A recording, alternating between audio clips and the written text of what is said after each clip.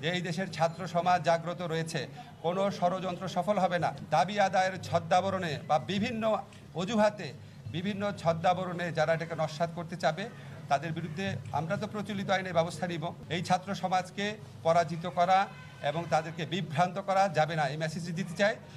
যেই জাগ্রত ছাত্র সমাজ যারা স্বৈরাচারের পতন ঘটিয়েছে তারা আবারও তাদের যে অপরিসীম ত্যাগের ভূমিকা, তারা এই পুরা পরিস্থিতিটা তারা মোকাবেলা করার পর আবারও যারা অপশক্তির দোসর আছে, যারা বিভিন্ন ছদ্মাবরণে ছাত্র জনতার বিপ্লবকে নস্যাৎ করতে চায়, তাদের জন্য একটা বার্তা দিয়েছে যে এই দেশের ছাত্র সমাজ জাগ্রত রয়েছে, কোনো ষড়যন্ত্র সফল হবে না।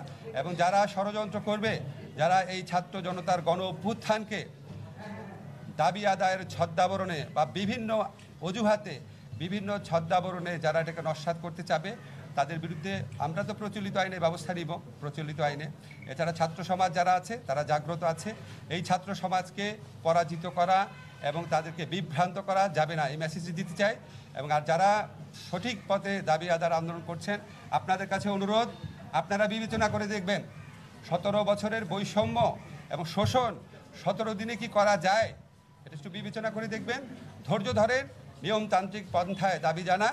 আমরা জনগণের পক্ষ থেকে এসেছি, আমরা কোনো দলের প্রতিনিধি না। অবশ্যই আমরা সবার স্বার্থ নিশ্চিত হয় এমনভাবে সমাধান দেওয়ার চেষ্টা করব, তবে সেটা সময় লাগবে।